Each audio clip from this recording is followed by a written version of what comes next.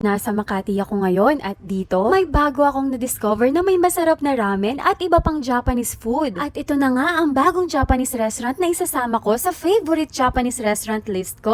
Dito lang yan sa may Jupiter Street, Makati, tapat ng Department of Tourism. At ito ang Kirakuya Ramen. By the way, may ibibigay sa inyong free na ganito pag sinabi nyo na napanood nyo sa akin. Basta, naka-dine-in ka, kaya tara, kain na tayo. The best talaga tong Kirakuya special na sushi. Hindi mo na nga kailangan pang idip sa Kikkoman soy sauce dahil napakalasa na niya. Dagdagan mo lang ng wasabi pag mahilig ka sa maanghang at winner na. Salmon sashimi na ang fresh. Melts in your mouth talaga. Wagyu saikoro na ang sarap din ng timpla nila. Manamis-namis ang lasa. Gyudon na favorite ko sa kanila. Busog na busog ka na dito pa lang eh. Kailangan mo siyang haluin para pantay ang flavor kada subo mo. Ang saucy at nagbabalance yung tamis at alat nito. At ang beef ang tender din. Tantan men ramen na napaka-rich ng flavor. At ang creamy ng sabaw.